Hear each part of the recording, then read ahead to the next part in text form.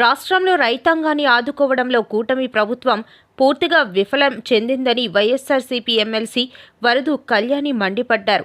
Assembly బయట media పాయింట్లో ఆమె మాట్లాడుతూ అడుగడుగునా రైతులను మోసం చేయడమే లక్ష్యంగా కూటమి ప్రభుత్వం పనిచేస్తోందని ఆగ్రహం వ్యక్తం చేశారు. 4 కోట్ల పరిహారం ఇవ్వాలి, వాళ్ళు నష్టపోయారు, కానీ ఇప్పటికి కూడా ఈ ప్రభుత్వం ఇవ్వలేదు. అలాగే తీసుకుంటే ఖరీఫ్లో తీసుకుంటే కరువు వలన 2,36,205 ఎకరాల్లో పంట నష్టపోవడం జరిగింది.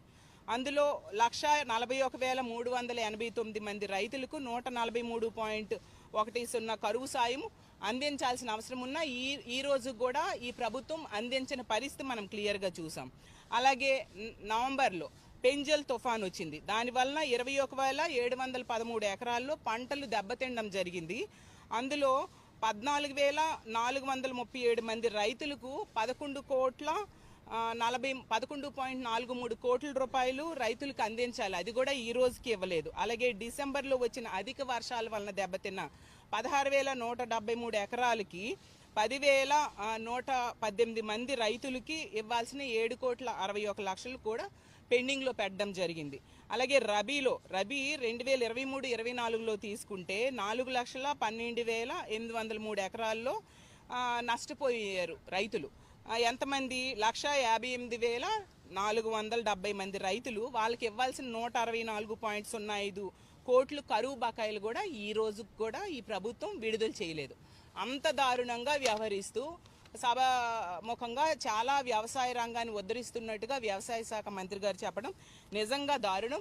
గతంలో జగన్మోహన్ రెడ్డి గారు ముఖ్యమంత్రిగా ఉన్న టైంలో చూసుకుంటే విత్తనం నుంచి విక్రయం వరకు, పెట్టుబడి నుంచి గిట్టుబాటు వరకు ప్రభుత్వమే చూసుకునేది. ఆర్బీకేలను ఏర్పాటు చేసింది, ఈ క్రాప్ ఏర్పాటు చేయడం జరిగింది. రైతుకి ఆదుకోవడంలో ఆ ప్రభుత్వం ఎంతగానో ముందుండడం వలన వ్యవసాయ రంగంలో గతంలో ఎన్నడూ లేనట్టుగా వృద్ధి రేటు 12.97% ఈ రాష్ట్రంలో జగనన్న ముఖ్యమంత్రిగా సాధించడం జరిగింది. గతంలో ఎన్నడూ ఇంత ఎక్కువ వృద్ధి రేటు లేదన్నమాట. అంత చక్కగా వృద్ధి రేటు సాధించాము అంటే ఎంతగా వ్యవసాయ రంగాన్ని గతంలో వైఎస్ఆర్ కాంగ్రెస్ పార్టీ అధికారంలో ఉండేప్పుడు ఆదుకుంది వ్యవసాయ రంగాన్ని అనేది మనం అర్థం చేసుకోవచ్చు. ఇదేదో నేను ఇచ్చిన ఫిగర్స్ కాదు, ఇది ఆర్బీఐ కేంద్ర ఆర్థిక శాఖ ఇచ్చిన రిపోర్టు. దీన్ని బట్టి మనం అర్థం చేసుకోవచ్చు ఎంత మేలు చేసింది జగనన్న ప్రభుత్వం అనేది మనం అర్థం చేసుకోవచ్చు. జగన్మోహన్ రెడ్డి గారు ముఖ్యమంత్రిగా ఉండేప్పుడు మనం తీసుకుంటే ఉచిత పంటల బీమా ఇచ్చేవారు, మన అందరము చూసాం. ఉచిత పంటల బీమా ఇవ్వడమే కాకుండా 0 వడ్డీ రుణాలు ఇవ్వడం జరిగింది. రైతు భరోసా కేంద్రాలను తీసుకొచ్చి నాణ్యమైన విత్తనాలు, ఎరువులు ఇచ్చిన పరిస్థితి మనందరం చూసాం. నిజం చెప్పాలంటే జగన్మోహన్ రెడ్డి గారు ముఖ్యమంత్రిగా ఉన్న 5 ఏళ్ళు కూడా మనం ఎక్కడా కూడా రైతులు కల్తీ విత్తనాలు దొరికాయి ప్రభుత్వం సప్లై చేసిందని కానీ, ఎప్పుడైనా విత్తనాల కోసం రైతులు క్యూలో ఉన్నారని కానీ ఆ మాట మనం ఎక్కడా వినలేదు. మేము ఛాలెంజ్ చేసి చెప్పగలం. అంత చక్కగా నాణ్యమైన విత్తనాలు ఇచ్చారు, రైతులకి ఇంటికి దగ్గర తీసుకెళ్ళి ఇచ్చినంత చక్కగా ఆర్బీకేల ద్వారా వాళ్ళకి ఎటువంటి వెయిటింగ్ లేకుండా విత్తనాలు, ఎరువులు కూడా ఇవ్వడం, మనందరం పెస్టిసైడ్స్ కూడా ఇవ్వడం మనందరము చూసాం. అంత చక్కగా రైతాంగానికి పెద్దపీట వేశారు. ఈ క్రాప్ ద్వారా గిట్టుబాటు ధర వచ్చేట్టుగా చేయడం జరిగింది. ఎక్కడైనా గిట్టుబాటు ధర రాకపోతే ఒక టోల్ ఫ్రీ నంబర్ ఏర్పాటు చేశారు. 1907 అనేసి ఒక టోల్ ఫ్రీ నంబర్ ఏర్పాటు చేయడం జరిగింది. అప్పుడు గవర్నమెంట్ ఆ టోల్ ఫ్రీ నంబర్ కనుక కాల్ చేస్తే గవర్నమెంటే కొనుగోలు చేసేది, పంటల్ని కొనుగోలు చేసి వాళ్ళకి గిట్టుబాటు ధర ఇచ్చేట్టుగా చేయడం జరిగింది. అంత చక్కగా చేస్తే ఇప్పుడు ఈ ప్రభుత్వం వచ్చాక ఆర్బీకేలు నిర్వీర్యం చేశారు. దానికి అనుసంధానంగా ఉన్న ఇంటిగ్రేటెడ్ ల్యాబ్స్ను కూడా ఈరోజు నిర్వీర్యం చేయడం జరిగింది. అసలు గతంలో జగనన్న ముఖ్యమంత్రిగా ఉండేప్పుడు ఒక కల్తీ విత్తనాలు, ఎరువులు లాంటివి ఇవ్వాలంటే భయపడేవారు. ఎందుకంటే ప్రభుత్వం ఒప్పుకోదు కల్తీ విత్తనాలు ఇవ్వడానికి అనేసి భయపడేవారు. ఈరోజు ప్రభుత్వం అసలు ఆర్బీకేల ద్వారా నాణ్యమైన విత్తనాలు, ఎరువులు సప్లై చేసే వ్యవస్థనే ఈరోజు నిర్వీర్యం చేసేస్తూ ఉండే పరిస్థితి మనం చూస్తూ ఉన్నాము. కాబట్టి ఇన్పుట్ సబ్సిడీ అనేది ఆ సీజన్ ముగిసేలోపే జగనన్న ముఖ్యమంత్రిగా ఉండేప్పుడు ఇచ్చేవారు.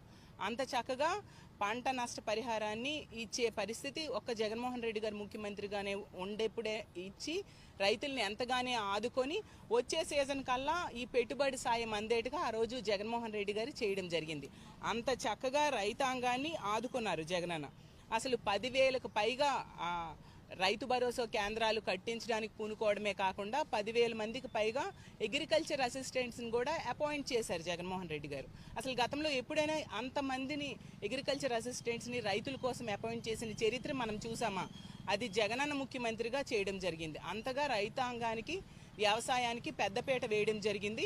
మాట్లాడితే వ్యవసాయ శాఖ మంత్రి గారు కొడవలి ఇవ్వలేదు, కొడవలి పిడి ఇవ్వలేదు, పిడి కూడా ఇవ్వలేదని మాట్లాడుతున్నారు. కానీ జగన్మోహన్ రెడ్డి గారు ముఖ్యమంత్రిగా ఉండేప్పుడు 1050 కోట్లు ఈ యంత్ర సామాగ్రి కోసం ఖర్చు పెట్టడం జరిగిందనేది రికార్డ్స్లో ఉంది. అంత చక్కగా వాటి కోసం కూడా జగన్మోహన్ రెడ్డి గారు ఆ రోజుల్లో ఖర్చు పెట్టి రైతాంగాన్ని ఆదుకోవడం జరిగింది. కాబట్టి జగన్మోహన్ రెడ్డి గారి ప్రభుత్వంలో ఇన్పుట్ సబ్సిడీ ద్వారా 3,200 కోట్లు కూడా రైతులకి ఇవ్వడం జరిగింది. సో ఈ విధంగా ఎంతగానో జగన్మోహన్ రెడ్డి గారి ముఖ్యమంత్రిగా ఉన్న పరిపాలనా కాలంలో రైతాంగం ఎంతో చక్కగా వ్యవసాయం చేసేది. వ్యవసాయం అనేది ఒక పండగ వాతావరణంలో చేసుకునేవారు. ఈరోజు తీసుకుంటే కేవలం 10 నెలల్లోనే వ్యవసాయ రంగం నిర్వీర్యమయ్యేట్టుగా ఈ కూటమి ప్రభుత్వం చేస్తూ ఉంది. ఎన్నికల టైంలో కూడా ఎన్నో అలవికాని హామీలు ఇచ్చి, చెయ్యని హామీలు ఇచ్చి రైతాంగాన్ని మోసం చేసి ఈరోజు రైతుల జీవితాలు తలక్రిందులయ్యి